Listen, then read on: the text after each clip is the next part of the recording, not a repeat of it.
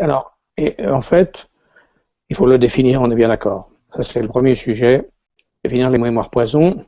Je, je dois dire justement pourquoi j'ai voulu qu'on parle à la fois de l'hindouisme et de l'islam, parce que c'est deux présentations qui sont différentes mais un peu complémentaires. Par exemple, dans l'hindouisme, on appelle ça les samskaras. C'est un nom précis en sanskrit. Et donc, le chemin, par exemple, vers la délivrance, qui est l'éveil, on appelle le samskara shuddhi, le nettoyage des mémoires poison. Dans les traditions judéo-chrétiennes et islamiques, les trois traditions monothéistes, il y a aussi ce nettoyage d'en fait toutes ces scories. Alors, dans la tradition juive, on appelle ça les klipotes, des écorces négatives qui s'infiltrent en nous et qui entrent dans les cellules profondes. Et ce qui m'intéresse en ça, c'est que c'est très très profond comme mémoire. On parle là pas de la mémoire actuelle qui fait que je me souviens de ce que j'ai fait hier, de ce que j'ai fait il y a une semaine, il y a un mois, à la rigueur. On ne parle pas de cette mémoire-là. On parle de la mémoire des cellules. Certains maintenant, je crois Laroche, le docteur Laroche, il a écrit si mes mémoires pouvaient se souvenir.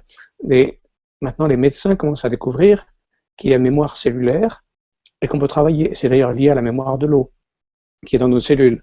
Donc il y a une profonde mémoire en nous, et certains psychologues, comme par exemple Janov, qui a été plus loin que la psychologie, sont arrivés jusqu'à toucher ce qu'on appelle le primal en l'être humain. Et c'est ça qui m'intéresse, c'est que le primal, le profond, le somatique, l'inconscient, plus que l'inconscient, ces mémoires anciennes qui sont au fond de nous conditionnent, et le mental ne peut pas y avoir accès. Le mental n'a pas accès à ces profondeurs de l'être.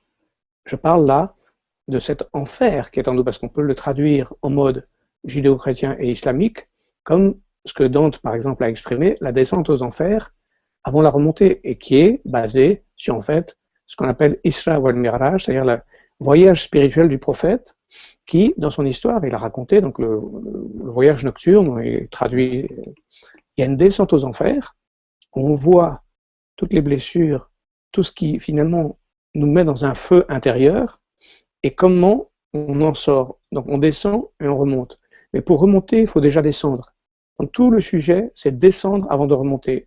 Et c'est pour ça qu'Aurobindo, par exemple, travaillait sur la descente dans les mémoires avant la remontée. Beaucoup de gens regardent le ciel et disent « je suis en bon état, je suis heureux ». Mais si on ne regarde pas ces mémoires qui sont des croûtes sur le cœur, des voiles sur le cœur, et qui déforment le réel, on ne peut pas se libérer, on n'est pas vraiment dans la vision du réel, on est conditionné par ces mémoires-là.